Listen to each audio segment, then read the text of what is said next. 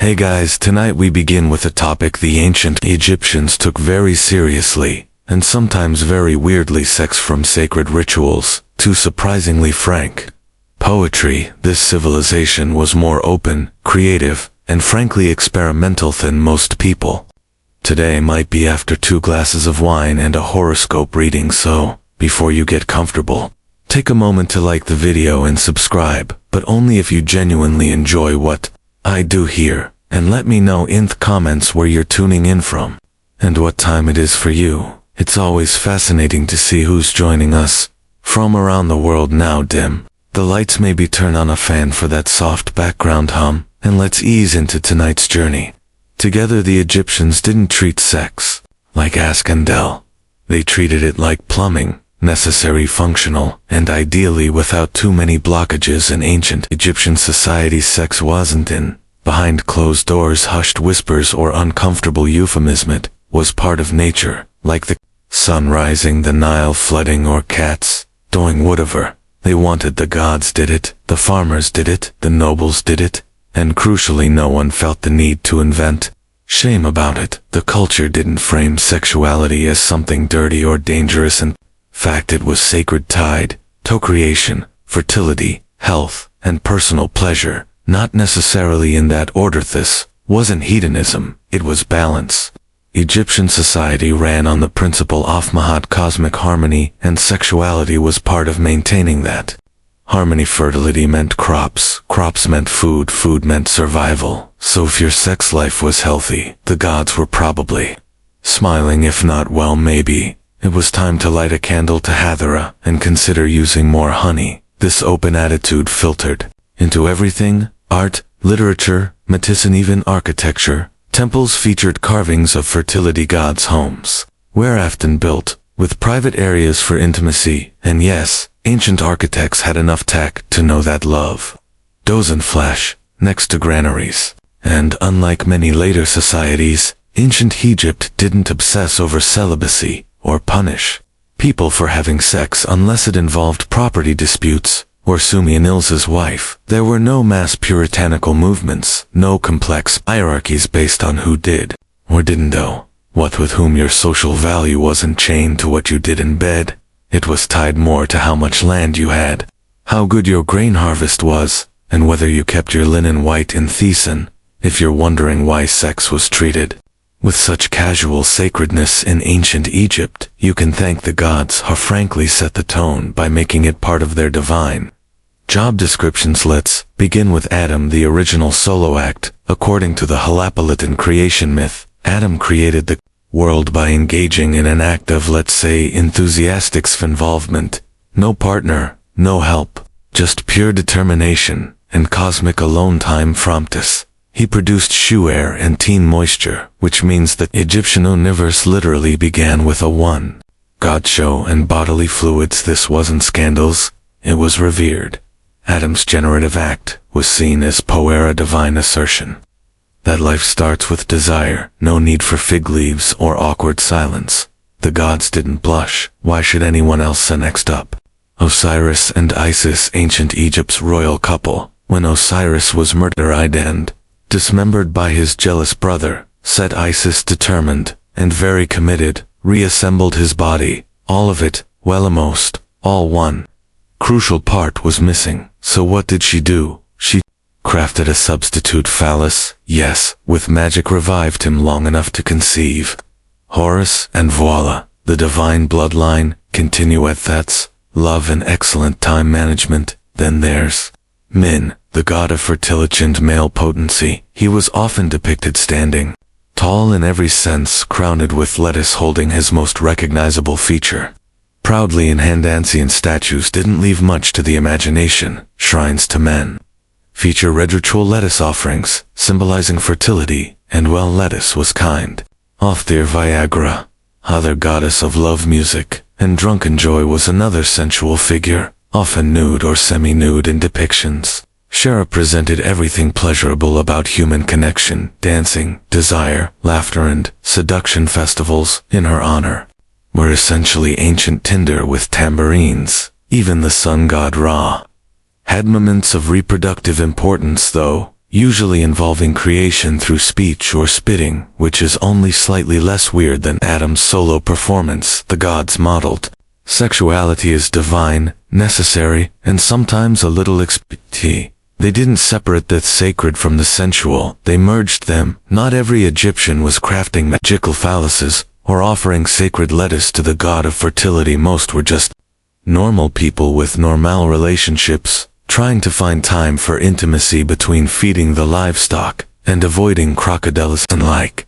They're more dramatic gods, and occasionally incestuous royalty. The average Egyptian's love life was pretty down to earth. If you were a farmer, a potter, or a linen worker, chances are romantic endeavors revolved around who lived nearby, who made good beer, and still had all their teeth. By age 30 standards, but reasonable relations were built on shared labor, shared meals, and ideally shared affection. Couples slept in the same bed, raised children together, and even snuck occasional love. Note onto a potch, yes, literal shards of pottery, with messages like "I dream of your beauty" by night. That's ancient texting, folks. Sex wasn't regulated by priests or political decrees, as long as it was consensual, not interfering with your work or someone else's marriage contract. It was your business. Privacy might have been limited, walls were thin, and nosy neighbors were eternal, but intimacy was respected. For many couples, physical affection wasn't hidden. Tomb painting somatize showed husbands and wives touching tenderly, holding hands, or standing face to face, and not in thethesis, purely ceremonial kind of way. These were people who genuinely valued connection. The Egyptians also understood timing. Fertility mattered a lot. The Nile flooded predictably. Crops had seasons, and so did the human body. Women knew their cycles, men had.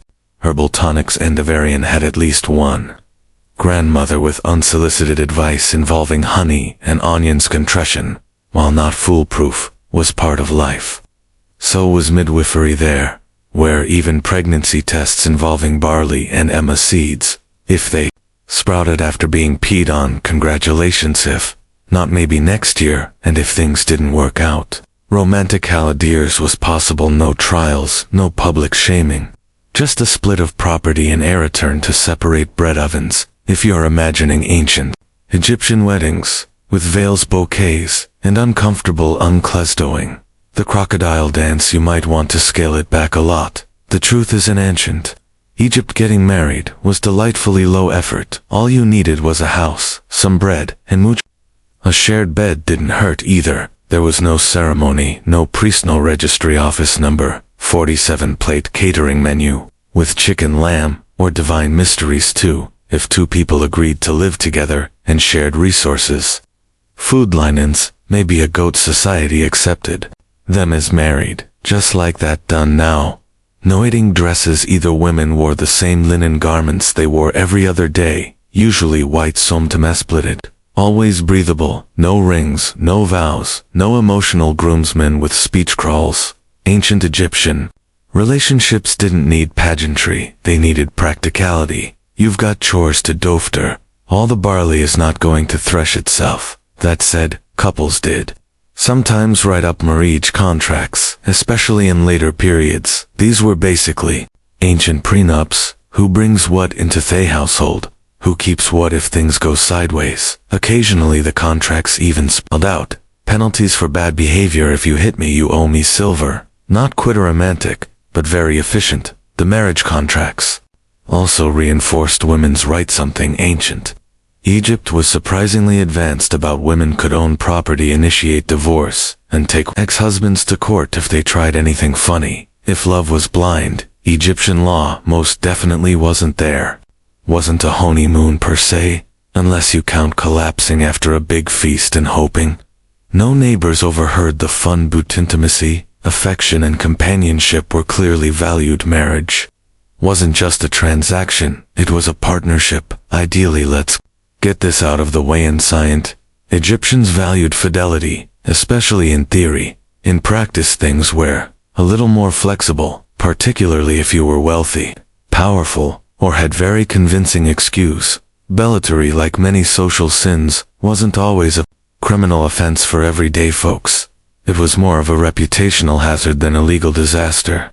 If you got caught cheating, people would talk loudly on, probably in verse, but unless someone's livestock or inheritance was directly affected, they wasn't rushing in to punish your escapades. However, if you were a married woman caught in adultery, the consequences could be harsher socially and economically.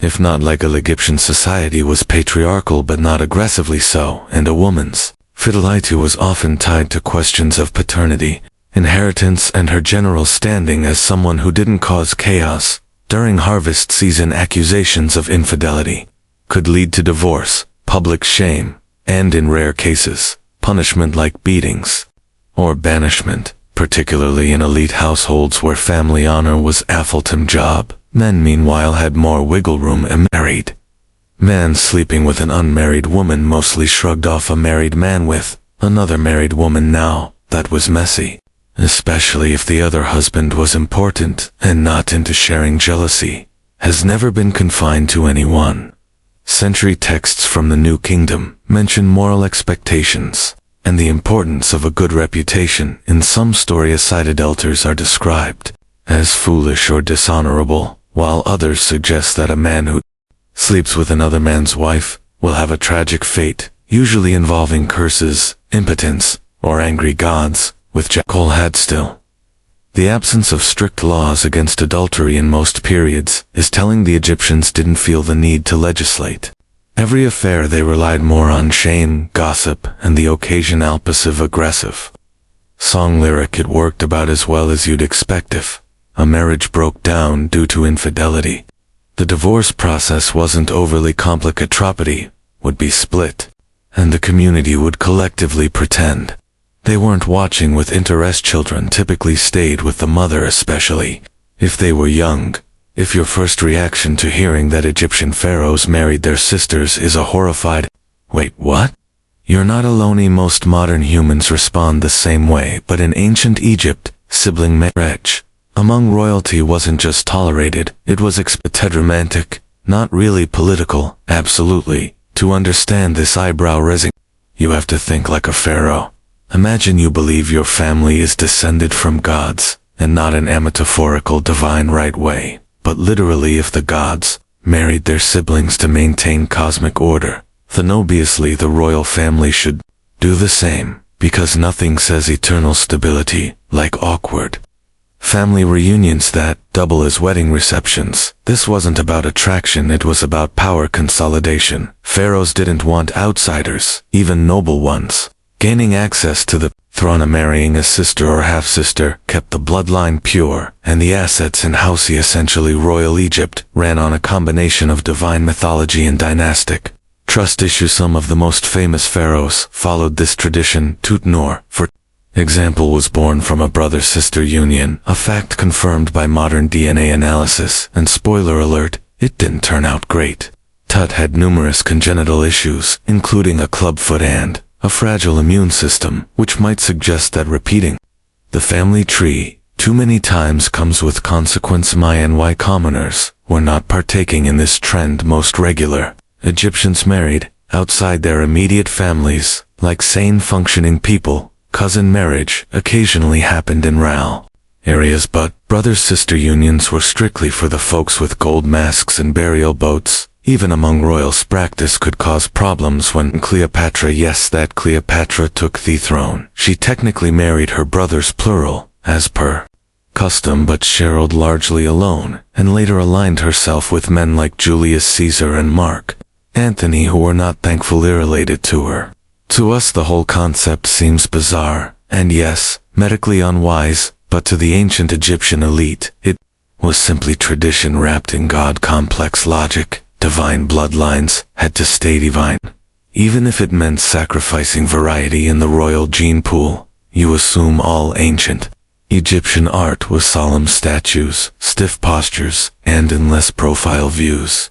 You're technically right, unless you've seen the Turin erotic papyrus. Then you realize, oh, they had jokes and very detailed anatomy. While Egyptian art is mostly known for its restraint, stoic pharaohs, serene gods, perfectly symmetrical profile faces, the culture wasn't immune to cheekiness.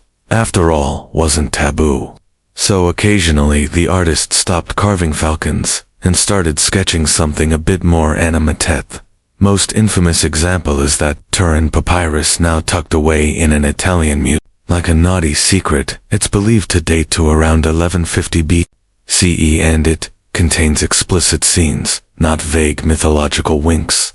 We're talking graphic illustrations of men and women, including one gentleman balancing acrobatically on amphor, which is either symbolic or just showing off. Scholars debate whether it was satire erotica, or a combination of both. Some think it was made to entertain Sibley, even a bachelor's gift for someone with questionable taste. Others suggest it was a parody, an artist crank, poking fun at how obsessed people were with fertility, virility, and large wigs. Aside from this outlier, most Egyptian erotic art was symbolic. Not explicit. Temples didn't have Kamasutra fresco. They had fertility motifs, sacred imagery, and occasional nudists representing rebirth, creation, or divine femininity. Goddesses like Hathor and fertility deities like Min were often shown nude, but in a reverent way. Min, for instance, is always depicted standing tall, if you catch the drift, holding his signature symbol like a divine badge of honor. Then there's the use of humor and sexuality in marginal drawings. Animals behaving like people, exaggerate tegesters, and flirty little side sketches on workers. Ostrich limestone flakes used like sticky notes, the ancient equivalent of doodling in your notebook when the foreman wasn't looking.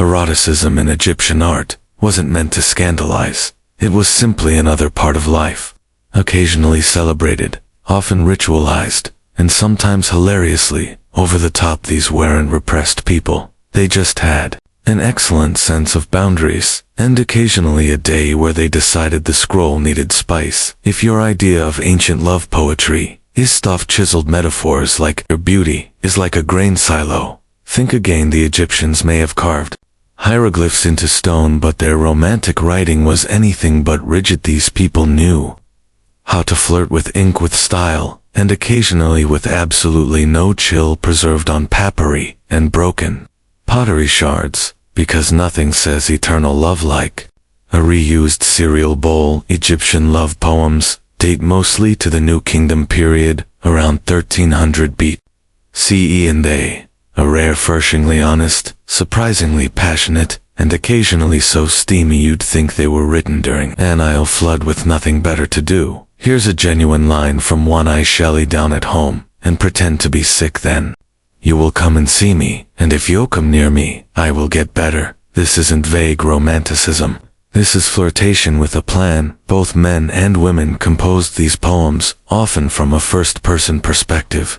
That's rare for the ancient world. In Egypt, a young woman could describe thrill of sneaking glances across the lotus pond.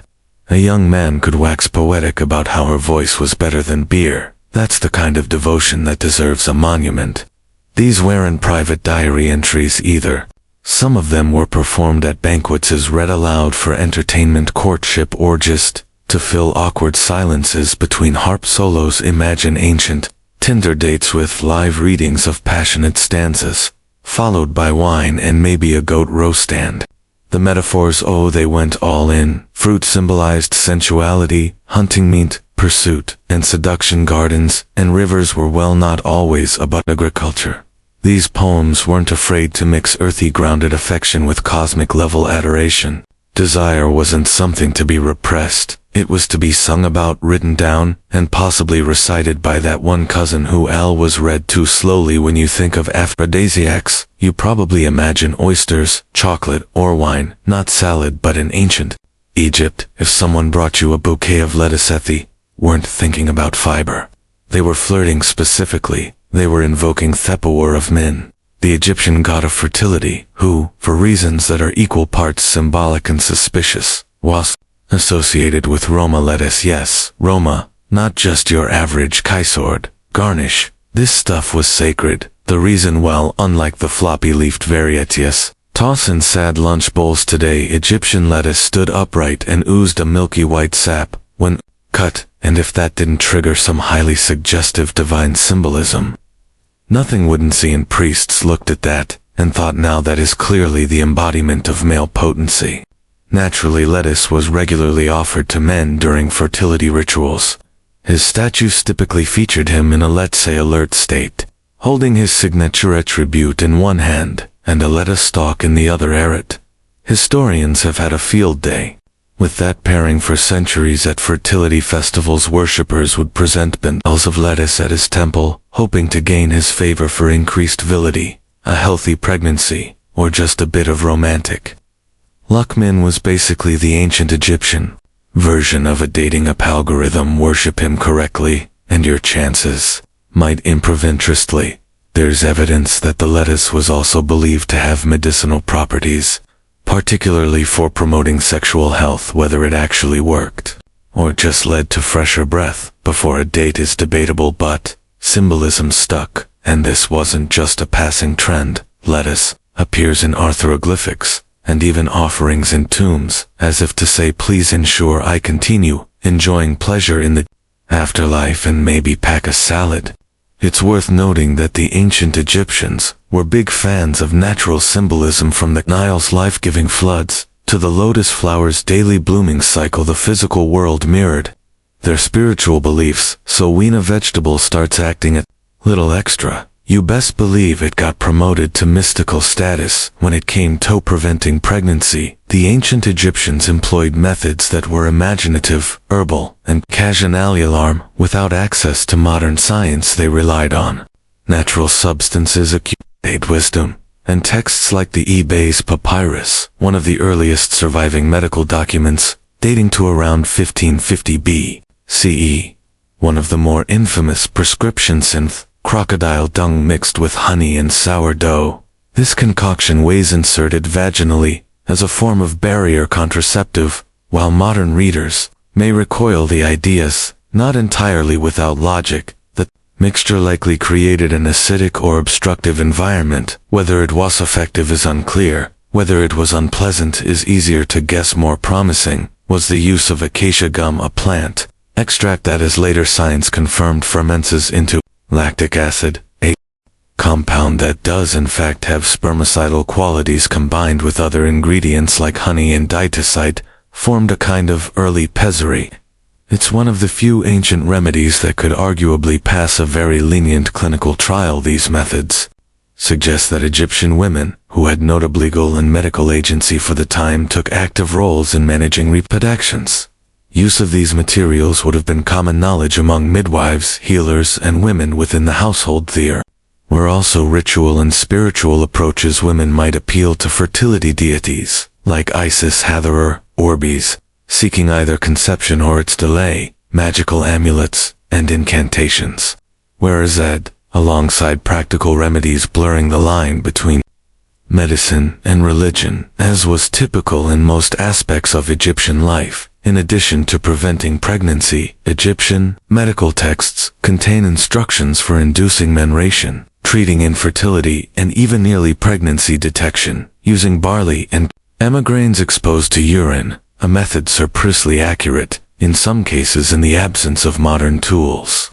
These practices reveal a culture deeply invested in understanding and influencing the human body. They lacked microscopes, but not intention. Fertility was a matter of life, death, economics, and divine favor, and while some of their methods may now seem outlandish, fine pulls behind them to plan, to protect, to prepare, is strikingly familiar. In an ancient Egypt, virginity wasn't a badge of honor, a social currency, or a fragile family heirloom, to be guarded at all costs. In fact, it wasn't really a big deal at all, more like a passing footnote in the grander narrative of life, which mostly revolved around crops, inheritance, and not angering the gods before breakfast. There's no known Egyptian word for virgin in the moralistic ceremonial sense. The closest you'll find are terms that mean young woman or untate, which is less purity culture, and more hasn't had the time yet. No torches were lit, no ceremonies performed, and no mothers-in-law inspecting linens like they were looking for counterfeit currency. This wasn't because the Egyptians were scandalous libertines, it's just that they had a far more functional approach to sex. It was seen as part of life, like eating bread, or avoiding hippos, important, yes, sacred, sometimes. But nothing that required a purity certificate stamped by a temple priest for women. Value came from things like fertility, loyalty, and whether she could run a household without the roof catching fire. Her sexual history, mostly her business marriage, wasn't about sealing a chaste deal. It was about forming a reliable alliance that could ideally survive tax season and plague us off course. Modesty existed. People didn't walk around advertising their Courtesan papyrus scrolls, but the kind of ritual obsession with virginity found in later societies just didn't materialize her. No cloistering, no dowies based on moral performance, no Uncle's McKingward speeches about virtue. Even Egyptian religion offered little support for the whole purity panic. The goddess Hathor, patron of love, music, and wine, was openly sensual and extramelian both. By anyone's opinions, the gods were far too busy managing creation and balance to weigh in on who had done what, when, and with whom. In the end, virginity in ancient Egypt was treated for what it is, a temporary condition, not a lifelong regimen. Frankly, they seemed more concerned with who could bake good bread and whether your father had a reliable roof to offer, because when you live in a desert surrounded by crocodiles, you learn pretty quickly what really matters and what absolutely doesn't. Ancient Egyptian society didn't publish rainbow flags or hold parades, but it also didn't seem particularly troubled by the existence of same-sex relationships. Sure, were no official laws condemning them, no public stonings, and most tellingly, no frenzied temple sermons about the end of civilization, brought on by two men sharing a bedroll. In short, they noticed, but didn't panic. The most discussed example is that of Nyankum, Ankum, and Hotep, two high-ranking officials, buried together in a shared tomb at Saqqara. Their tomb features intimate artwork, the pair embracing, touching noses, a gesture equivalent to a kiss, and generally behaving like a couple, whose biggest argument was probably about linen colors. The inscriptions refer to them as overseers of the manicurists, which sounds innocuous until you realize were clearly close enough to be buried as one household unit. Were they lovers, roommates with exceptional boundacy, brothers unusually fond of holding hands? Scholars still debate, but visual language leans heavily in favor of a romantic or at least deeply affectionate bond, and the fact that their tomb exists, beautifully decorated, publicly visible, suggests that nobody was outraged. They were important, respected, and apparently allowed to bet themselves even in death. Egyptian texts and mythology also leave space for fluidity. Some deities, like Happy God of the Nile, are depicted as S3X or androgynous. Others take on dual roles or switch genders in mythological tales. Without causing divine HR complaints, the gods, it seems, were not limited by human categories, and neither were the people invoking them. That said, there's no evidence of organized same-sex marriages or political recognition of same-gender unions. Egyptians were pragmatic. If a relationship produced heirs and property stability, great. If it didn't, well, that was your household's business. Intimacy, as always, was treated with a curious mix of privacy and normally, and while male same-sex relations are more visible in the records, female ones are almost completely absent, not because they didn't happen, but because Egyptian scribes had a frustrating habit of figuring what women did when no men were around. In ancient Egypt, having children wasn't just desirable, it was a social expectation, a spiritual duty, and if you were lucky, a way to ensure someone would refill your tomb offerings long after you were gone. So when a couple struggled to conceive, it wasn't brushed aside. It was investigated medically, magically, and sometimes both in the same afternoon. The ancient Egyptians approached infertility with characteristic pragmatism. Their medical papyri, particularly Medicune, gynecological papyrus, dating to around 1800 BCE, include detailed diagnosis, treatments, and methods for evaluating female fertility. There were instructions for examining cervical mucus, monitoring cycles, and even a primitive pregnancy test involving urinating on barley and emma wheat. If the grains sprouted, congratulations, your household was about to get louder, if not the next step might involve inserting herbal mixtures fumigating the womb. Yes, really. Or appealing to higher powers. Because in Egypt, if medicine didn't work, magic was always available. And often recommended amulets played a central role.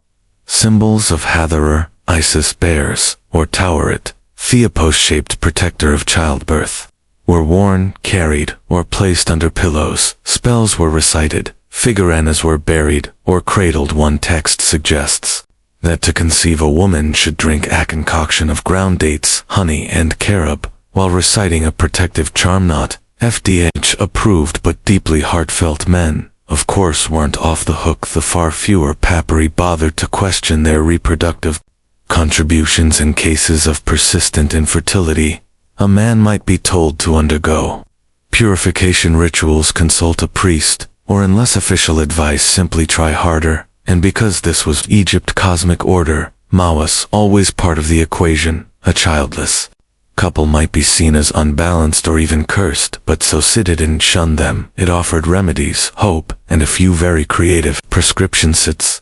Worth noting that despite all this effort, Egyptian households weren't necessarily overflowing with children. High infant mortality, disease, and malnutrition kept family sizes smaller than ideal, which only made fertility all the more sacred, and its absence all the more personal. If you think desire fades after death, the ancient Egyptians would like a worded, possibly a carefully carved offering slab in their worldview.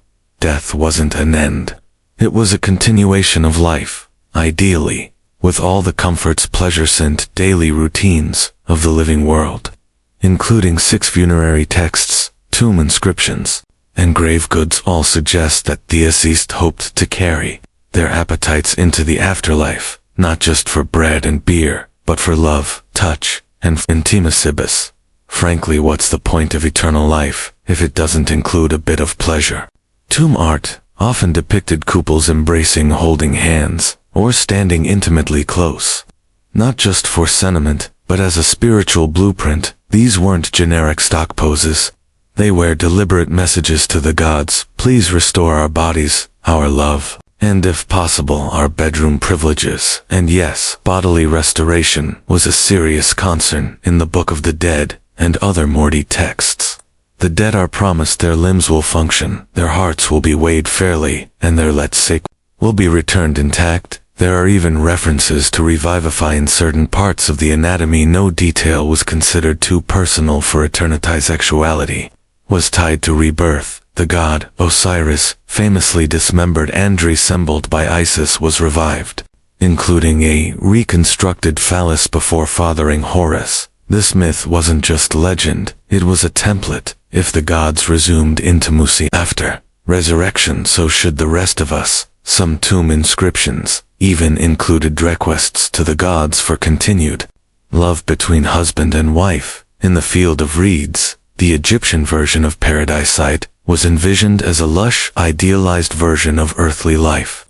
Fertile land, calm waters, eternal abundance, and evidently room for romance. While modern cultures often compartmentalize sex as earthly and mortal, the Egyptians folded it seamlessly into their afterlife ideology. It wasn't shameful or forgotten, it was another part of the soul's well-being, like food, music, and not having to pay taxes ever again. In the end, they hoped for what most people still do: comfort, companionship, and a little joy, even if it took mummification and a few magical scrolls to get there. When we peel back the linen wrappings of ancient Egypt, metaphorically of course, what we find is a civilization that didn't treat the human body as something shameful, sinful, or suspicious. It was seen as natural, powerful, and capable of both divine creation and very human desire. Sex for the Egyptians was not a secret to be hidden. It was a fact of life, discussed in poems, depicted in art, sometimes vividly, and written into thievery myths that shaped their worldview. Gods themselves fell in love, flirted, seduced, and occasionally caused fertility-related chaos across the Nile. In a culture where existence flowed from cycles, the flooding of the river, the return of the sun, the rebirth of the soul, sexuality was part of that rhythm. An interruption of it. They also took a practical approach, from contraception to fertility treatments to love songs and afterlife desires. The exegescence faced physicality hidden often with more clarity than many societies that came centuries later. There was no hysterical legislation, no moral panic, no need for uncomfortable censorship scribbled in the margins of sacred texts. Just a clear understanding: bodies do things, people feel things, and the world keeps turning. Importantly, they didn't Its sex wasn't put on a pedestal, nor was it dragged through the mud. It was part of health, love, family, and Sumetimus religion, worthy of respect but not surrounded by neurosis. Even their gods, powerful and eternal, didn't shy away from physical form or intimacy. In fact, they embodied it. And while not every practice holds up today, we're looking at crocodile dung. The attitude remains refreshingly modern, or perhaps modern to us, just taken 3,000 years to catch up, and maybe that's the legacy worth remembering. A culture that didn't fear the body, didn't vilify desire, and somehow still managed to build pyramids on top of it. It was August 24, 1814, and Washington, D.C. was burning columns of smoke, choketh, night sky, as British soldiers torched the most symbolic buildings in the young republic, the Capitol, Monasteries, the War Office, and the President's Mansion, later to be called the White House. Flames licked the rooftops as the redcoats walked through the city, almost casually, facing no organized resistance. Capitol, barely a teenager in political years, was defenseless. The humiliation was complete. The world watched in disbelief, and America blushed with shame. But to understand how things get this bad, you have to rewind a bit. 2 years earlier, the United States had declared war on Great Britain, filled with confidence and grand illusions. The Americans thought the war would be swift and glorious, that they'd invade Canada, defeat the British, and finally earn global respect. After all, Britain was already exhausted fighting Napoleon in Europe. Surely they wouldn't have the energy to bother with a scrappy ex-colony. Acting tough, they were wrong. Not only did the invasion of Canada fail miserably, but the U.S. Navy's few successes couldn't make up for repeated land defeats. Political divisions in Latin America made matters worse. Some states didn't want the war at all. Supplies were short, strategy was confused, and worst of all, the British never forgot. 1814. Napoleon was defeated, and Britain had a clear calendar. With veteran troops now available, they turned their full attention across the Atlantic, and they were ready to send a message on that would sear itself into the American psyche for generations. Washington, D.C. wasn't just targeted for military reasons. It was symbolic, the seat of power, the pride of the Republic. And on that humid August day, it was left almost completely undefended because no one really believed the British would dare strike it directly. The irony, they didn't just dare, they planned it down to the minute. What unfolded wasn't a battle, it was a torchlit parade of revenge. A reminder, thought, the British Empire, despite the revolution, still had the power to humiliate its former colonies. And as theflums engulfed the House of Representatives, and smoke blackened the dome of the Capitol, America had to ask itself a painful question. Had they underestimated the empire they once defied? The British didn't just appear in Washington by magic. Their road to the Capitol was shockingly easy, because the Americans practically opened the door for them. Their landing point was Benedict, Maryland, a sleepy town on the Courtesan River. From their seasoned British Major General Robert Ross led roughly 4,500 troops, many of them veterans, fresh from Napoleonic wars, on a march toward Washington. And it wasn't a desperate push through enemy territory. No, it was more like a Sunday hike. Why? Because the Americans barely tried to stop them. President James Madison and his government knew the British were coming. They had time warnings had come from scouts, and even civilians, but bureaucracy, indecision, and just plain wishful thinking led to a sluggish and chaotic Defense Secretary of War, John Armstrong Jr., in a moment of genius-level denial, insisted the British wouldn't dare attack Washington. They'll go for Baltimore, he claimed repeatedly. Spoiler, they didn't. Brigadier General William Winder was the man in charge of stopping the British advance. Unfortunately, Winder was better at writing reports than leading troops. His hastily assembled defense force consisted of militiamen, many untrained, undisciplined, and some reportedly drunk professional soldiers he had were too few worse. Winder hesitated. He kept pulling back instead of digging in, unsure where the British would strike. The two forces finally met on August 24 at the Battle of Bladensburg, just northeast of Washington. American 4 outnumbered the British. But that didn't matter. The battle was a total fiasco. Militia men broke ranks and fled. Before firing a shot, some simply dropped their weapons and ran. President Madison himself was on the field briefly, then wisely decided to not die with the ambient. British, stunned by the ease of victory, pressed forward. No trenches to overcome, no burning barricades, no desperate defense of the capital, just a straight shot into the city. It was a comedy of errors, but no one was laughing. By the time the British reached Washington, American leadership had dissolved into chaos. Madison fled. Government documents were being stuffed into cards. First Lady Dolly Madison refusing to bend.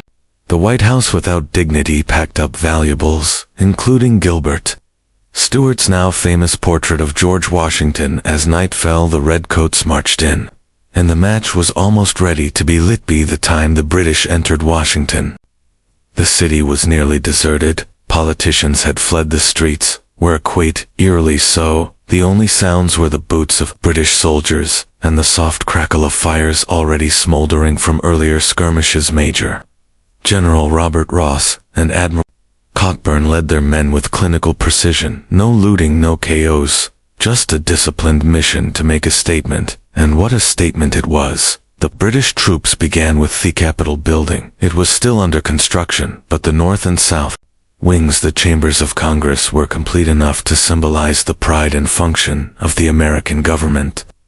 The British set fire to both wings. Flames engulfed the Library of Congress, the books and manuscripts, some irreplaceable, went up in smoke. It wasn't just a military blow, it was a cultural one. Next, they moved to the White House, known as the President's Mansion. Dolly Madison had already fled, but not before rescuing that now iconic portrait of George Washington. British troops found the building empty, but dinner was laid out on the table, untouched, in what might be history's most awkward meal.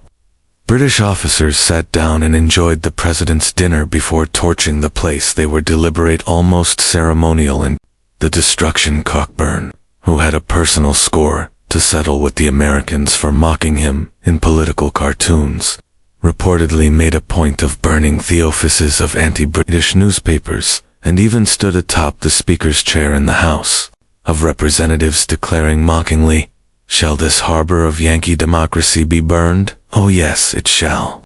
Over the course of 2 days, building after building was put to the torch. The Treasury, the War Department, the Navy-Yard, the Arsenal, even the bridge across the Potomac was burned to prevent counterattacks. Yet despite the thoroughness, some sites were spared. The Patent Office, for instance, was saved because one brave American, William Thornton, convinced the British that it served all mankind, not just the U.S. government. The destruction wasn't random, it was surgical, and it was meant to humiliate the British. Weren't trying to conquer Washington, they were trying to shame it with each building that collapsed in flames. Their message grew louder. This wasn't just a raid, it was a punishment, and the smoke would linger far beyond the ash. As the British settled into their fiery conquest of Washington, something strange happened. The sky darkened, winds picked up, then came the thunder. A violent, freakish storm, what some later called a hurricane, slammed into the capital. It was as if nature herself had decided. City had suffered enough. Torrential rain poured down, extinguishing many oft fires. The British had set high winds, tore roofs off buildings, and even lifted cannons off the ground. A British soldier was reportedly crushed by flying debris. The storm grew so intense that British officers began to fear it was a divine judgment, a punishment for burning a defenseless city. And then, almost prophetically, a tornado ripped through the heart of D.C. Yes, a literal tornado tore through the center of town, flinging carts and debris like matchsticks. Buildings collapsed, trees snapped in half, and British soldiers were thrown to the ground, confused and shaken. British command, already preparing to leave, took this as a clear sign their message had been delivered to stay. Longer might be tempting. Fate, they pulled out of the city the next day, their mission complete, and their boots barely dry for Washington. The storm was both a curse and a blessing. On one hand, it caused even more destruction, ripping apart already damaged structures and flooding the streets. On the other hand, it helped extinguish the flames, and may have prevented the complete destruction of the city. It quite literally washed away the British presence in the minds of many Americans. This storm took on near mythical status. Clergy declared it an act of divine intervention. Editorials praised the hand of Providence. Even hardened soldiers whispered that God had stepped in way to protect the capital when man had failed to do so. Of course, nature doesn't take sides. The storm didn't rebuild the city or restore lost lives, but symbolically it marked a turning point. The fires were out, the British were gone, and what remained, smoking ruins, wet ash shattered. Pride was still American. The storm became a strange kind of salvation. In the absence of military strength, Washington had been spared by something else. Something uncontrollable, and perhaps in its own way, redemptive.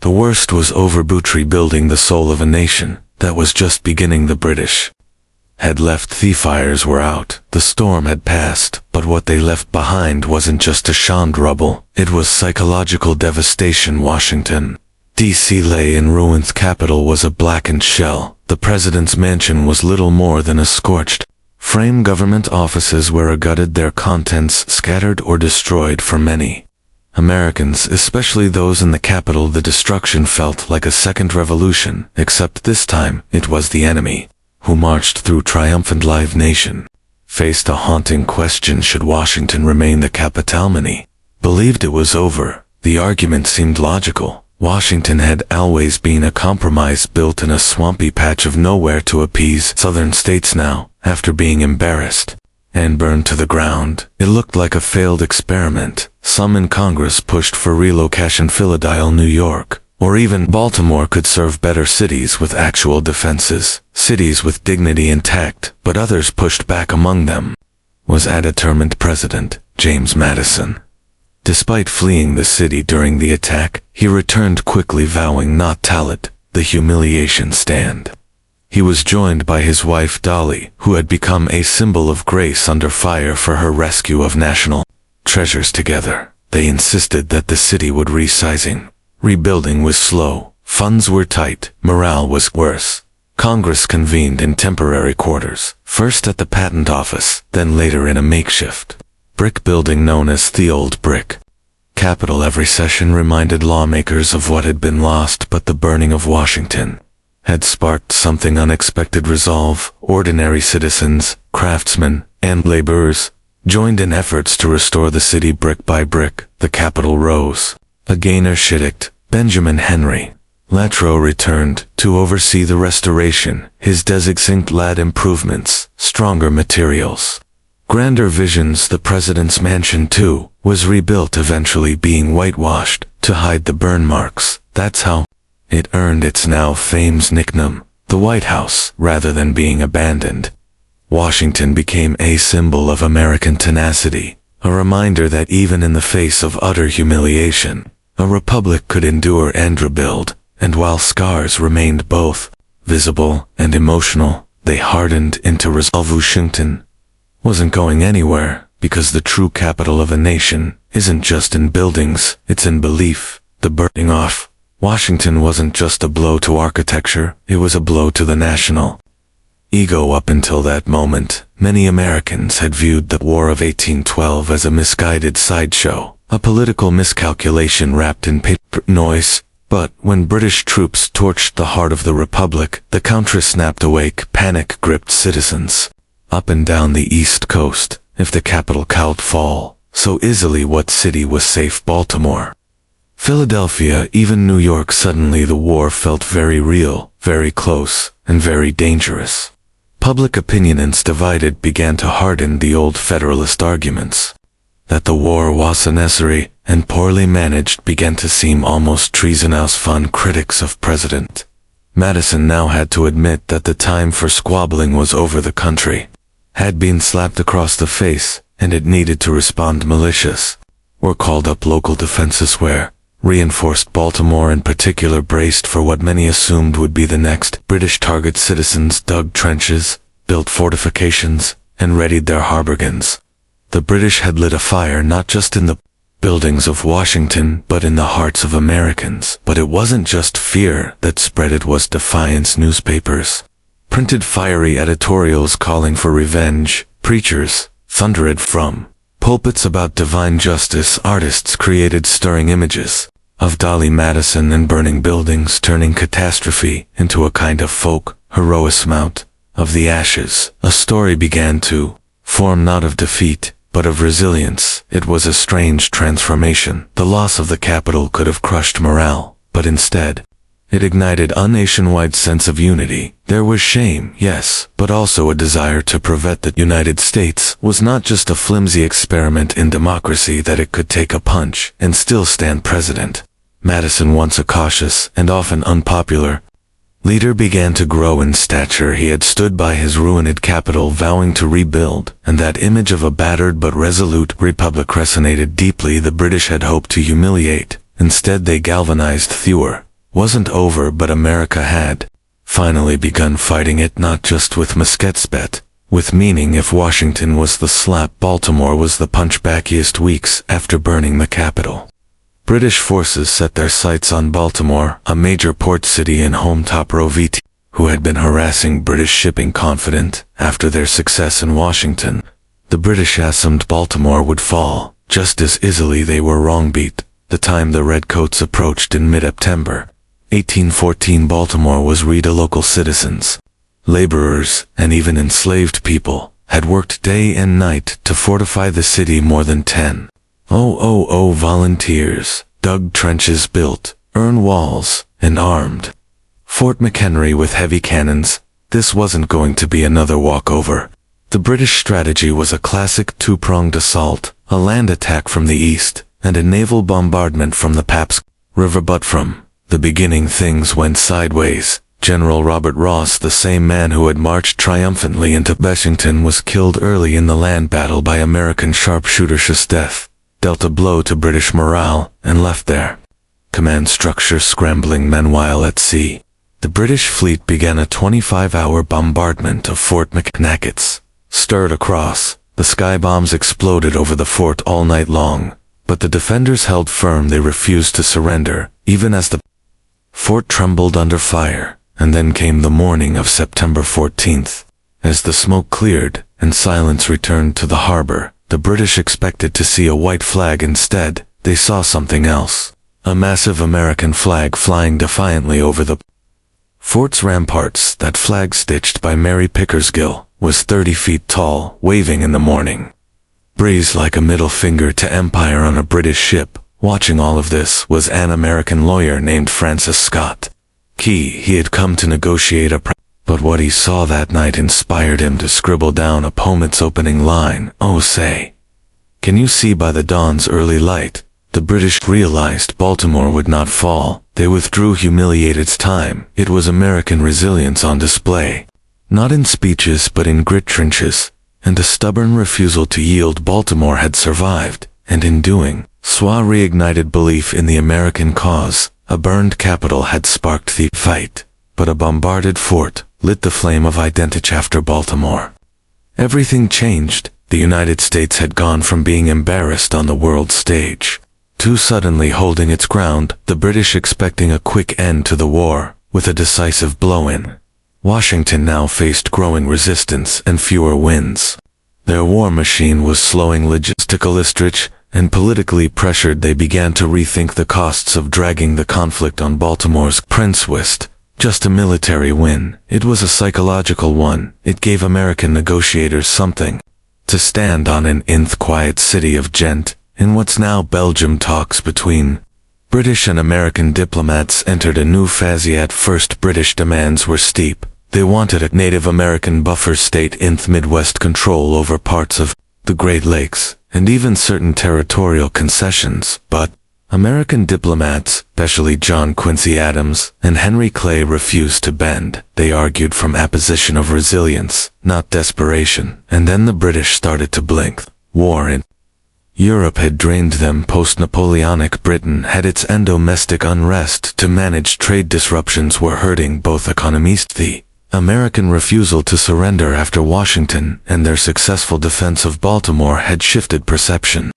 This war, it turned out, couldn't be won with fire alone. By December 24, 1814, both sides reached an agreement, the Treaty of Ghent. It essentially declared a draw. No land changed hands. No reparations were paid. Impressment, one of the key reasons the had gone to war, wasn't even addressed, but neither side wanted to admit defeat, so they agreed to return to the status quo antebellum.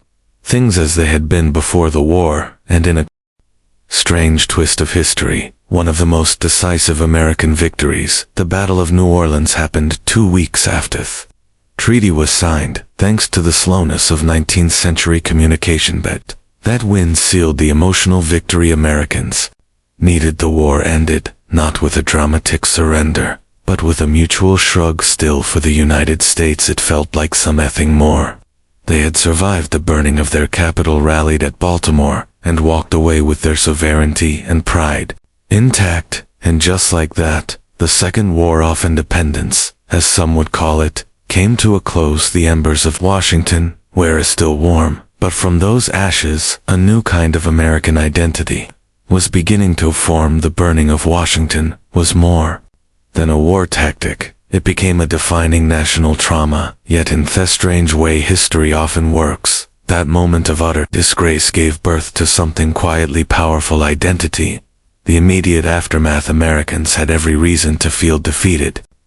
Their capital was reduced to smoldering rubble. Their president had fled, their army had collapsed in battle.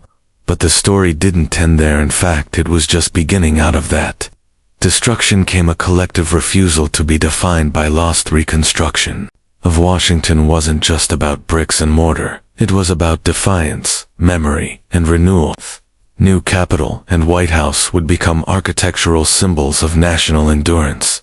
The very act of rebuilding was a political message to the world. We're still here, and it worked. The war may have ended in a stalemate on paper, but in the American imagination, it became something else entirely. The idea that a young, disorganized republic could take on the world's greatest empire, get burned, battered, but never broken, began to solidify a sense of exceptionalism. The War of 1812, and particularly the burning of its capital, marked a kind of coming-of-age moment for the United States. It also forced change. A government took defense more seriously. Fortifications were improved along the coasts. The military, long neglected since the Revolution, began receiving better funding, and more strategic organizations, Fivians, to saw themselves differently, not as scattered citizens of states but as participants in a shared national experiment. Culturally, the flames left a mark. Francis Scott Key's poem, inspired by the defense of Baltimore, would become the national anthem more than a century later. The term White House, born from the post-fire renovation, became permanent. Dally Madison's bravery became a legend, and the city that once seemed like a failed compromise became the unquestioned heart of the nation. Even the British in time came to treat the event with a sort of embarrassed quiet. They had succeeded. Militarily, but arguably failed. Diplomatically, their fire may have burned the walls, but not the will. In the end, the burning of Washington wasn't just a low point, it was the spark that tested and proved the durability of a republic still learning how to stand. And that fire, once meant to humiliate, helped forge the American spirit in flame. In medieval Europe, the journey into motherhood often began before a girl had fully left childhood. A girl's value, status, and even salvation were often wrapped up in her ability to bear children, especially sans. While today we might think of motherhood as a personal choice or biological event, in the Middle Ages, it was a societal obligation. Women weren't just expected to become mothers, they were destined for it. Marriage was the first step among peasants. It might be arranged by families eager to merge land, labor, or livestock among the nobility. Marriage was a political chess move. A noble girl might be married off by age 12 or 13, sometimes even younger. In betrothal, her body pledged to a future alliance. Fertility wasn't just a blessing, it was a bargaining chip. once married, day pressure to conceive.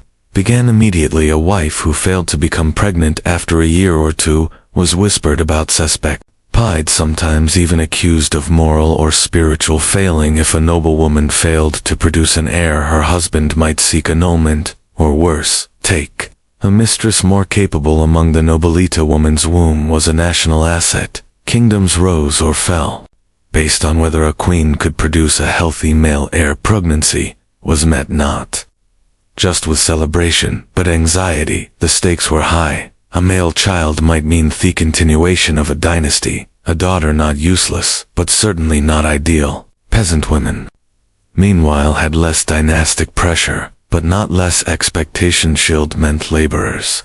A growing family could support the farm, tend livestock, and maybe, just maybe, help the parents in old age. But with high infant mortality and no understanding of maternal health, every pregnancy was a gamble. Motherhood wasn't considered a choice, it was an expectation, a calling, even a form of offense. The church taught that Eve's sin condemned women to the pain of childbirth, and so motherhood became but and punishment. Women were praised for suffering in silence, for embracing fire.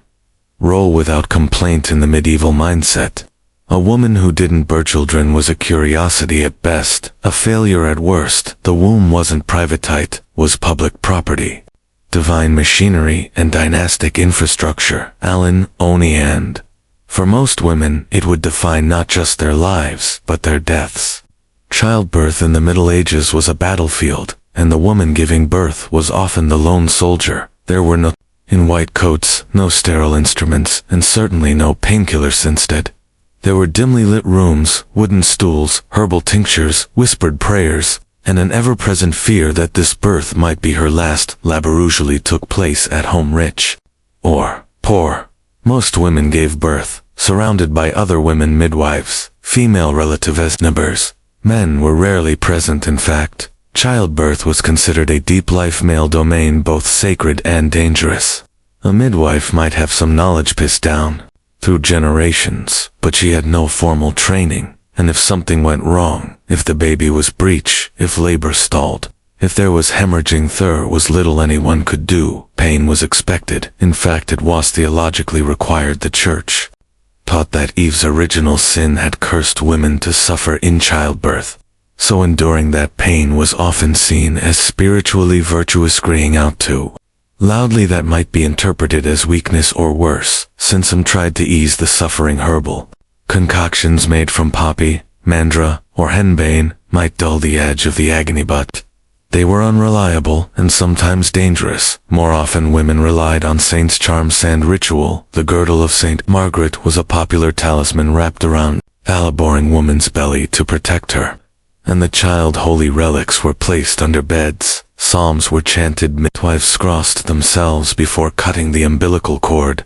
And yet death hovered. Maternal mortality was tragically common.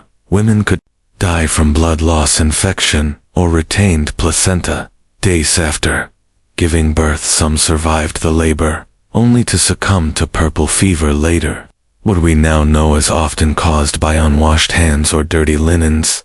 It's estimated that 1 in 10 births ended with the death of the mother. For poor women with multiple pregnancies, the odds only worsened. Stillbirths, too, were frequent. Babies born too early, too small, or too still. And when a child died unbaptized, it raised terrifying questions about their soul in this world. Childbirth wasn't just biology, it was spiritual prayer and penance, and every new life came at the edge of death's door. Bringing a child into the world was only the beginning. The real struggle for both mother and child was survival. In the Middle Ages, the odds were merciless. Nearly half of all children died before reaching the age of 5. Some never took their first breath. Others succumbed to illness before they could even walk. A child's first year was the most dangerous. Fevers, infections, and malnutrition were ruthless killers, and medical understanding was virtually non-existent. Peasant mothers bore the brunt of this reality, living in cramped homes with dirt floor surrounded by animals, and drinking water from contaminated wells. They fought a daily war against disease. Diarrhea, respiratory infections, and tetanus were common causes of death there. were no antibiotics, no vaccines, and certainly no hospitals. Even a mild fever could spiral into tragedy. Noble women had cleaner surroundings and better access to food, but they were not immune disease, didn't care about titles, plague, smallpox, measles. They took royal and commoner alike. In fact, high birth rates among the nobility weren't just about producing heirs, they were about statistical survival. Having one son wasn't enough, you needed backups. This brutal reality shaped how mothers viewed their children, especially in the early years. It wasn't uncommon for parents to delay naming a child until they passed infancy. Some mothers resisted forming strong attachments right away, not out of coldness, but out of necessity. Grief was a familiar visitor to bury. One child was tragedy to bury, several was routine, yet love still existed, fear-seeking, desperate love. We see it in letters, in wills, in prayers, scrolled in the margins of manuscripts. We see it in the way mothers would walk miles to find healing herbs, or bring a priest for a deathbed baptism. They didn't just mourn their children, they fought for them with everything they had. The emotional toll was enormous. There were no therapists, no mourning leave, no grief counselors. A mother might lose a baby on Monday and return to her chores on Tuesday. The fields needed plowing, the fear needed stoking. Life moved forward, whether your heart was ready or not. In medieval motherhood, hope and heartbreak lived side by side.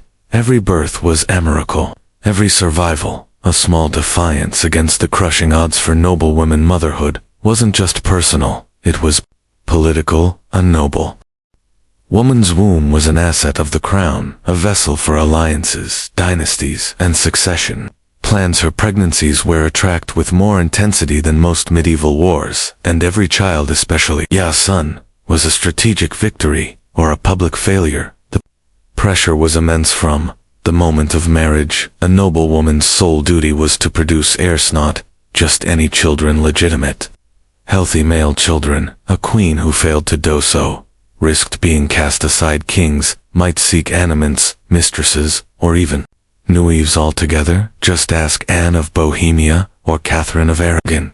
A burnable woman wasn't just pied, she was politically useless. Even when children were born, the mother's work wasn't done. Her role became one of anxious oversight. She didn't necessarily raise the children herself. Wet nurses, governess, and tutors were typically responsible for daily care, but she was expected to manage their education, secure their futures, and guard their reputations like a hawk. Mothers of future kings often endured endless court gossip, factional intrigue, and manipulation. Their sons were pawns before they could walk, betrothed before they could speak, and daughters they were marriage chips, often sent to foreign courts as teenagers, sometimes never to return. Still, noble mothers weren't always distant or decorative. Some wielded enormous influence through their children. Elena of Aquitaine did just birth kings. She advised them, corrected them, and in one case,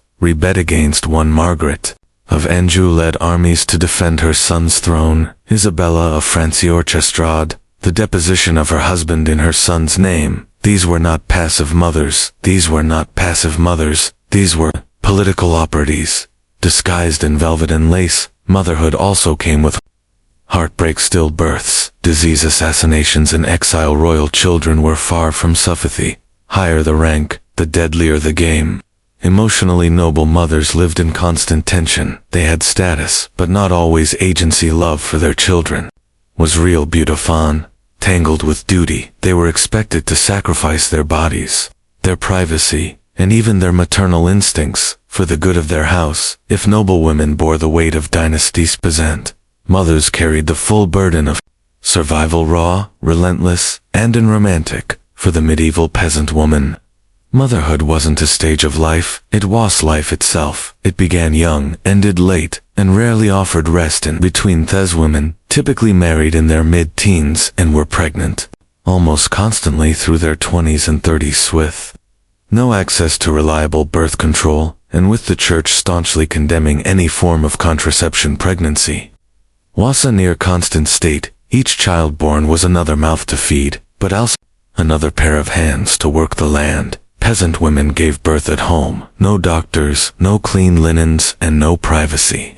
A neighbor, midwife, might assist or not. Some women gave birth alone in barns or fields, returned to laboring within hours, and hoped not to bleed out under the sky. Death during or after childbirth wasn't uncommon, and no one issued apologies for it.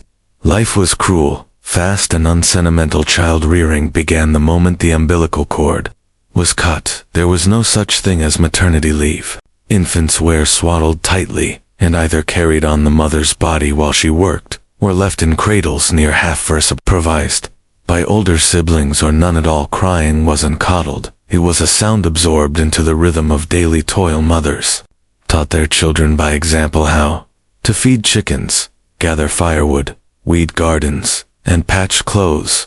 Even toddlers were expected to fetch water or carry messages. Every child needed to contribute. Childhood, as we think of it, innocent, protected, full of toys and schooling, simply didn't exist, and yet despite the hardship there was affection. Mothers sang lullabies, braided their daughters' hair, whispered prayers as they tucked children beside them. On shared straw beds, love was expressed through food, through warmth, through sacrifice. A mother giving her portion of bread to a hungry child, a mother walking barefoot so her son could wear her only pair of shoes to church.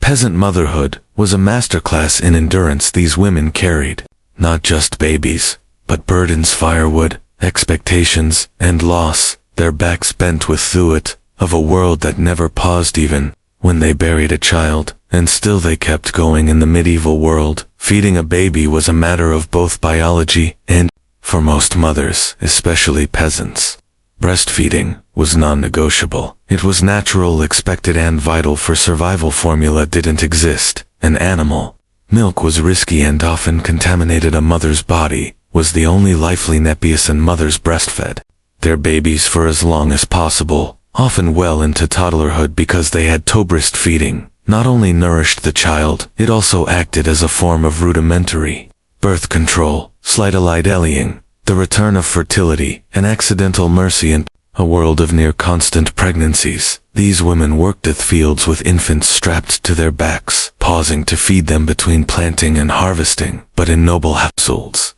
The rules changed for upper-class women. Breastfeeding was considered beneath their station, physically draining, emotionally inconvenient, and culturally unfit.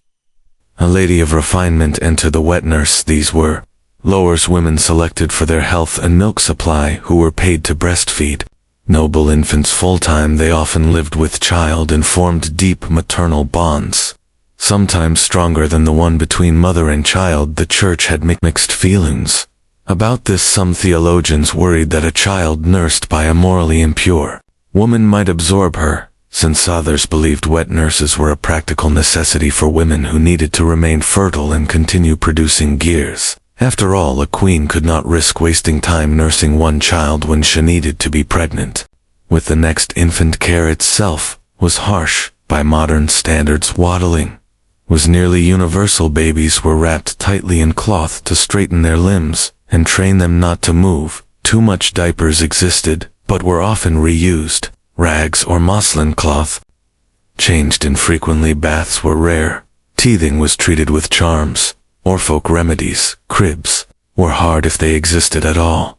Babies often shared a bed with their parents, increasing the risk of accidental smothering. Sickness struck quickly. Remedies ranged from herbal infusions to prayers to saints, and if a child died, especially in infancy, some believed it was God's will, or worse, punishment for the mothers, since still mothers did what they could. They rocked, soothed, fed, and sang lullabies. In long-lost love found its way even in the mud and shadows of medieval life. In medieval Europe, motherhood wasn't just physical labor, it was spiritual labor too. The church had a firm grip on the experience of pregnancy, birth, and parenting. Everything from conception to burial was soaked in religious meaning, and a mother's soul was always under scrutiny before childbirth. Women often turned to saints for protection. Margaret of Antioch was especially popular among expectant mothers. Legend claimed she could protect them during labor, because herself had once emerged unscathed from the belly of a dragon. her prayers were recited, her image worn on toconshire, name whispered during contractions, childbirth in the eyes of the church, wasted by sin thanks to the story of Eve. Women were told that pain and labor was punishment for humanity's original fall, so even in the most joyful moment, the birth of a child, a mother was reminded of her innate guilt, and if she died in childbirth without confession, she risked spiritual peril. Once the baby was born, baptism became the next urgent step. The fear of limbo was real. If a child died before being baptized, many believed their soul would be denied heaven. Midwives were sometimes authorized to perform emergency baptisms if a baby was too sick to wait for a priest. The idea of eternal damnation for a newborn was horrifying but not uncommon in medieval theology. Superstition filled in where doctrinal fed gaps. Mothers tied charms to cradles, hung herbs above doorways, or drew protective symbols in ashes on the floor. The evil eye, malevolent fairies, and demonic spirits were all blamed for sickly babies or miscarriages.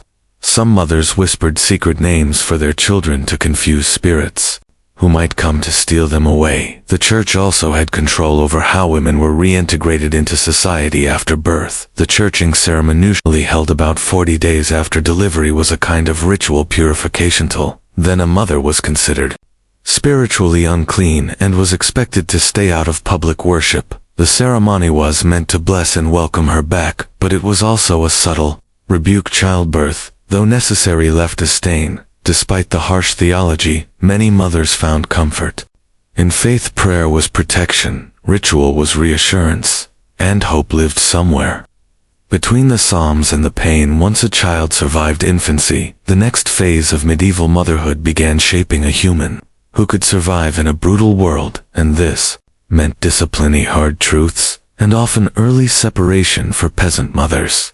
Education wasn't about books, it was about survival skills. From the moment a child could walk, they were expected to contribute. Girls helped gather firewood, feed chickens, and carry water. Boys learned to tend animals, swing tools, and follow behind their fathers in the fields. Mothers were the first teachers, showing their children how to knead dough, spin wool, or patch a worn tunic. The lessons were practical, immediate, and passed down like heirlooms. Discipline was stern, but not necessarily cruel. In a world where disobedience could mean death, a wandering child might drown in a well or be kicked by a horse. Strictness was a form of love. Corporal punishment was common, but so were rewards. A warm meal, a kiss on the forehead, a song by the hearth. Affection and correction often went hand in hand among the nobility. Education took a different shape. Boys were sent off to train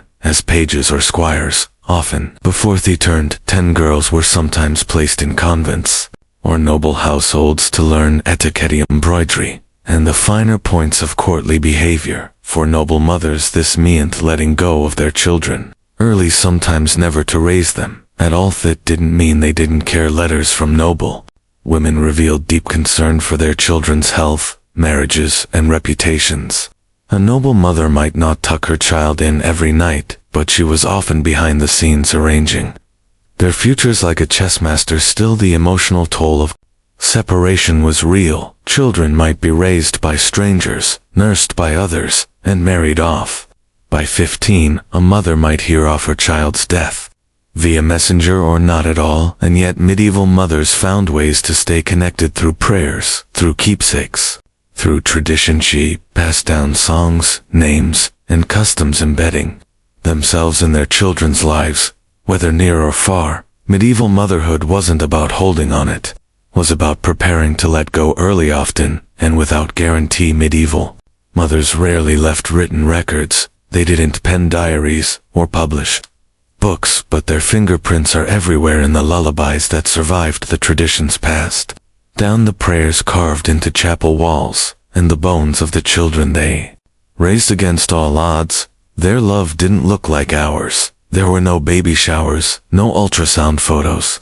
On the wall, affection was quiet, practical, and often masked by the need to stay emotionally guarded. After all, when so many children died young, to love deeply was to risk devastation, and yet mothers did love fiercely, patiently, And without pause, we find traces of that love in the margins of medieval texts, where a woman scribbled her lost child's name beside a prayer in letters from queens, begging for news of their children in the battered shoes left on graves and folk tales. Where mothers trade their lives for their children's safety, these weren't symbols of weakness. They were acts of defiance in a world constantly maternal. Strength loss was a constant companion. Stillbirths, fever plagues, war a mother could raise 10 children and bury 6 mourning wasprivate, often silent, yet carried for a lifetime. Grief wasn't always spoken, Budit was never absent, and still they endured. They endured childbirth with no medicine, they endured shame of barrenness, and the pain of losing child after child they endured. Church's scrutiny, society's demands, and their own bodies' limits. Some endured violence from husbands, others endured exile, poverty, or starvation, but through it all, they nurtured, protected, taught, and most miraculously hoped, their legacy written in stone monuments, but in generations that followed, they are the unnamed ancestors who fed us, clothed, used and somehow made it all work. They built the foundations of family and survival when the odds said they shouldn't have. Medieval motherhood wasn't saintly and it wasn't soft. It was tough, complicated, heartbreaking and brave. It was so matching joyful, often tragic, always vital in every sense. These women were the silent architects of the medieval world, and though history rarely carved their names into its walls, their labor shaped kingdoms, their choices molded future sand. Their sacrifices echo into us long after the cradles were emptied, and the prayers faded long before we ever glimpsed the moons of Jupiter or the rings of Saturn. Humanity stared up at the night sky with wonder and very limited tools in the telescopic world. The cosmos was a vast, unreachable canvas. People tracked stars, plotted planets, and marked the seasons, but they did it all with the naked eye, and that eye, remarkable as itis, has limits for most of human history. The sky was interpreted more than it was studied. Ancient cultures turned constellations into stories. Orion was a hunter Scorpio, a scorpion sent by the gods. The Greeks named wandering lights planets wanderers because they moved differently than fixed stars, but no one really knew what they were. Were they fiery chariots? Crystal spheres, divine lanterns? No one had any way to look closer and find out. Observation men, standing under the stars and recording what could be seen. Tools like the astrolabe, developed by Islamic astronomers, helped track celestial motion with surprising precision. The Babylonians and Mayans kept meticulous calendars and predicted eclipses. The Greeks built complex mechanical devices, like the antither mechanism, to calculate planetary positions. But no one could see beyond what the eye allowed, and that meant space remained more mystery than reality. The idea of magnifying vision was at best a curiosity. People understood reflection, mirrors existed, but refraction, the bending of light through a lens, was still a misunderstood phenomenon. The science of optics was in its infancy, and no one had yet considered applying it to the stars. More importantly, no one imagined that the sky itself could change the heavens, where considered perfect, eternal, and unchanging, Aristotle's realm of divinity. The earth, by contrast, was corrupt, and Chaotika's belief held back scientific progress for centuries. Why build a device to examine something you already believed to be flawless? And yet the need was there, buried in the questions humanity kept asking. What are the stars made of? Do some lights move and others don't? Is Earth truly at the center of everything? All of those questions floated unanswered above a world that had no way to peer beyond its boundaries. No way until glassmakers, tinkerers, and one curious Dutchman changed everything. Long before anyone dreamed of peering into the stars, ancient people were already bending light. Just not intentionally. In fact, the earliest lenses were likely accidents. Transparent crystals, like a quartz or beryl, could naturally magnify objects when shaped just right. These stones, polished and rounded by hand or nature, would occasionally reveal something curious. Objects looked larger when seen through them. To our ancestors, it must have seemed like magic. By the first millennium BCE, The Assyrians had crafted what we now call the Nimrud lens, a piece of rock crystal possibly used to magnify or focus light. Its exact purpose is debated. Was it part of a scientific tool, or just decorative or girdle?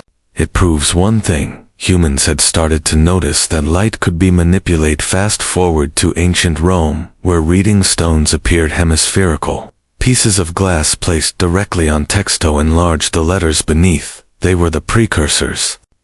2 magnifying glasses, and a direct link in the evolutionary chain of optics. These tools didn't explore the sky, but they gave humanity a hint sight could be enhanced. Yet the real leap came not in Rome, Bhutan, the Islamic Golden Age. In the 10th and 11th centuries, a polymath named Ibn Alium, known in the West as Alhazen, revolutionized the study of light.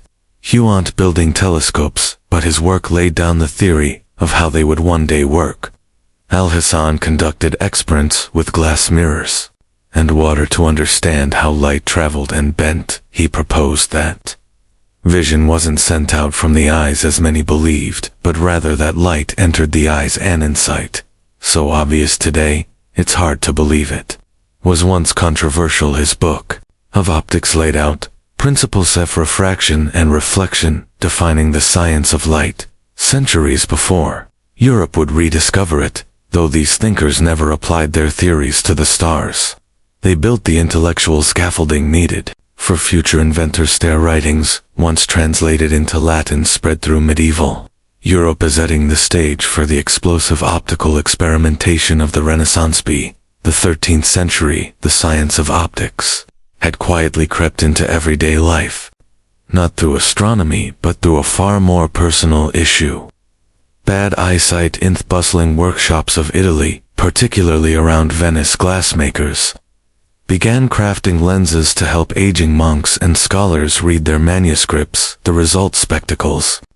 The earliest spectacles appeared around 1285, likely in Pisa or Venice.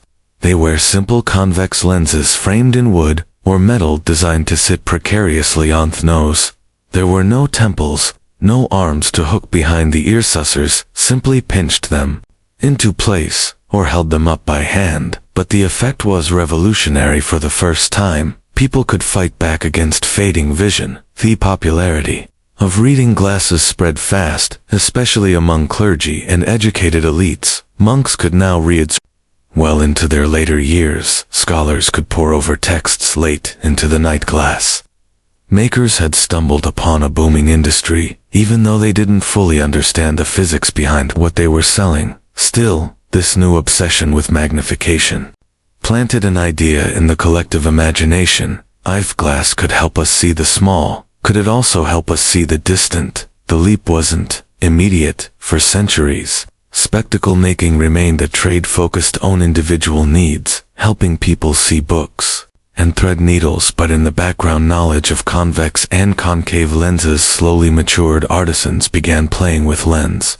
shapes, scholaroscopied and built upon old Arabic texts about refraction. Tinkering became more ambitious. The Renaissance, with its mania for rediscovery and reinvention, poured fuel on this fire. Experimenters began combining lenses, sometimes in place of knives, in pursuit of genuine innovation, and eventually, someone stumbled upon a configuration that did something unexpected.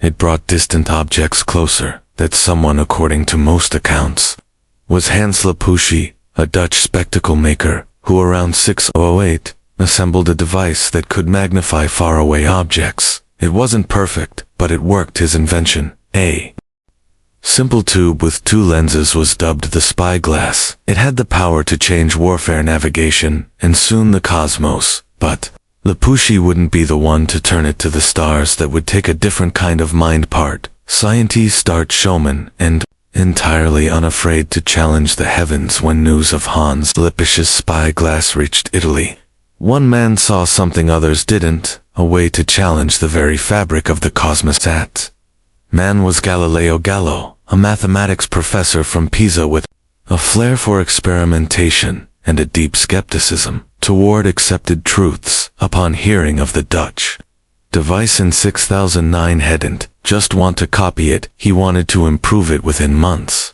He built his own telescope, first a 3x magnification, then an 8x, and soon after a 20x Comparetto Lipusci's clunky tool. Galileo's telescope was sharper, longer, and more refined, and then he pointed it at the sky.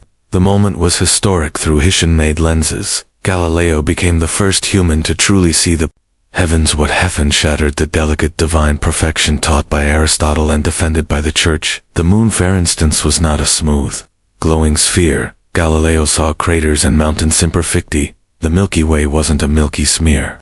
It was made up of countless stars. Jupiter, thought to be just another wandering light, had moons, 4 of them orbiting the planet like tiny celestial satellites. He named them the Medicean stars, after his patrons, but we know them today as the Galilean moons Io, Europa, Ganymede, and Callisto. And most shocking of all, Venus had phases just like the moon, proving it orbited the sun, not Earth. With each observation, Galileo drove a dagger into the heart of the old geocentric model. The Earth, it seemed, was not the center of everything. Universe was bigger, stranger, and more dynamic than anyone had imagined. Galileo published his findings in Sidereus Nuncius, the Starry Messenger, in 1610. It was a sensation. A celestial tell-all. Crowds gathered to see his telescope. Aeschylus praised him. The Church grew uneasy because this wasn't just a scientific tool anymore. The telescope had become dangerous. It offered evidence that contradicted centuries of theological doctrine. The heavens, once thought immutable and divine, now look at messy, changing and full of motion. Galileo hadn't just invented astronomy, had weaponized vision, and with a few polished lenses, he had started a war between observation and belief. The stars would never be safe or silent again. Galileo had proven what 2 lenses and a tube could do, but his Galilean design, one convex lens at the front, one concave, the eyepiece, had limits: a narrow field of view, blurry edges, and paltry magnification once you pushed beyond 30x. Enter Kepler, the German mathematician, already famous for his laws of planetary motion, reading the Starry Messenger in 1610. Kepler asked a simple question: could the optics be better? Within a year, he Protacidia, tricked a treatise that rewrote the rulebook of lenses. Kepler proposed swapping Galileo's concave eyepiece for a second convex lens. The image would flip upside down, but the payoff was huge: wider field, sharper focus, and theoretically unlimited magnification. Kepler himself never built the device. He spent his life juggling patronage, plague, wind, family tragedy, but his blueprints spread across Europe like contraband. Thinkers seized on the idea. In Italy, Francesco Fontana crafted long, unwieldy instruments, some stretching 6 meters, claiming 160x power. In the Netherlands, Christian Huygens and his brother would later push the length past 30 meters to hunt for Saturn's rings. But the first verified Clarion telescopes appeared in the 1630s, likely built by the Jesuit astronomer Christoph Scheiner. He demonstrated one to the emperor in Vienna, dazzling courtiers with right-angled spies on distant church spires, albeit all upside down. Fine-verted view was a small price to pay for clarity, yet it created a new market. Erecting eyepieces and clever mirror diagonals for land-based viewing. Artisans in Paris and London competed to sell astronomical versus terrestrial models. Telescopes were no longer scientific curiosities. They were luxury items for nobles who wanted to brag about seeing ships before they reached harbor. Meanwhile, Kepler's optics ignited serious science with clearer images. Astronomers could sketch sunspots, map lunar valleys and time Jupiter's moon so precisely that they proposed using them as celestial clocks for lunch. Telescope was evolving from a disruptive gadget into an indispensable instrument, yet every added inch of focal length made tubes sag and glass blur. The race was on for shorter telescopes with longer power. That challenge would summon a genius who hated chromatic smears and loved apples. One Isaac Newton. The arms race of vision was far from over. It wasnly changing shape by the mid-600s. The refracting telescope had absurd proportions in pursuit of better magnification. Astronomers were building scopes longer than houses, some over 100 feet long, just to tame a frustrating fluorochromatic aberration.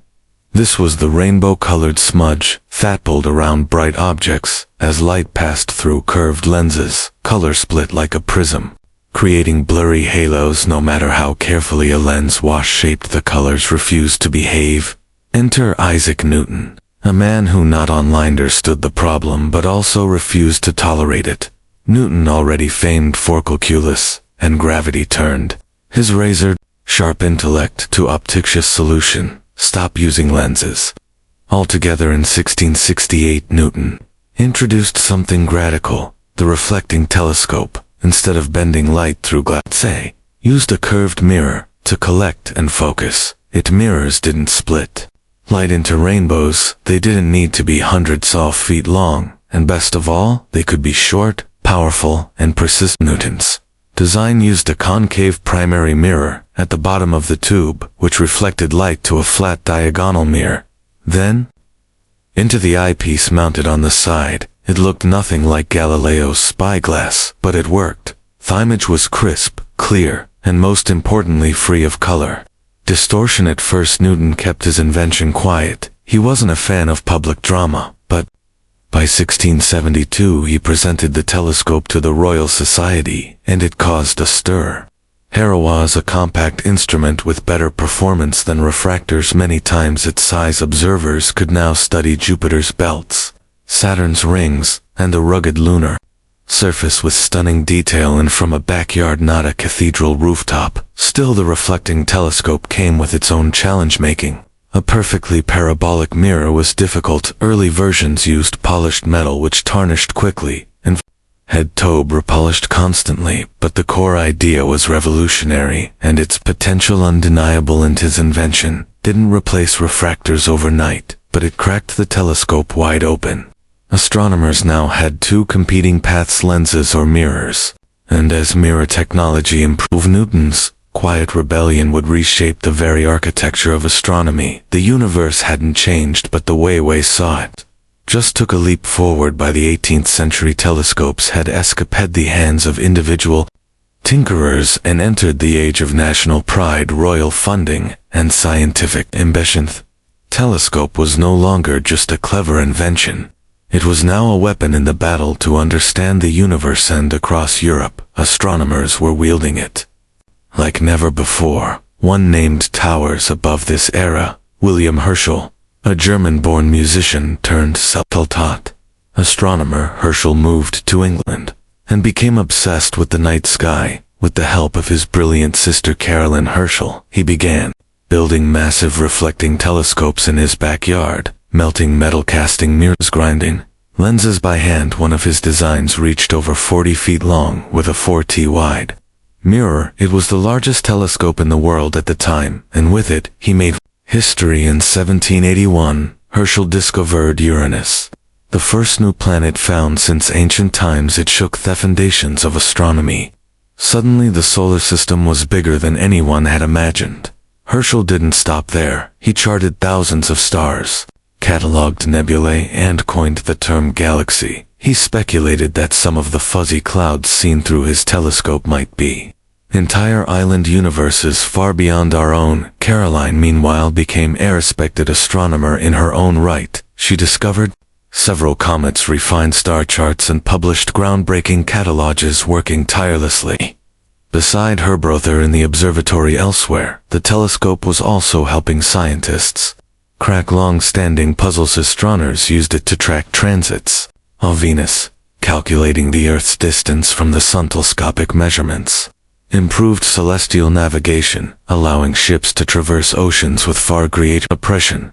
Naval empires quite literally depended on the sky, and while Newton's reflectors remained, elite instruments, achromatic refractors, which reduced chromatic aberration, using special lens combinations, were now commercially available. Opticians like John Doe refined lenses to sharpen the image without the rainbow smears, offering the best of both worlds. Clarity and color correction observatories were being built across Europe, Paris, Berlin. Greenwich astronomy became institutionalized. Telescopes sat not just in scholar's attics, but in towers, domes, and royal estates. They had become symbols of enlightenment and empire. This was the golden age of stargazing, when the telescope wasn't just expanding our view, but our very place in the cosmos. The 19th century dawned. The telescope entered its industrial phase. What began as handmade tubes of brass and glass now became precision-engineered instruments of steel, bronze, and cast iron. The science mapped by candlelight was now being charted by the rising might of factories, railroads, and empires. The biggest shift-sized telescopes were getting enormous. In Ireland, a wealthy astronomer named William Parsons III, Earl of Ross, constructed what was then the largest telescope on Earth. Completed in 1845, the Leviathan of Parsonstown boasted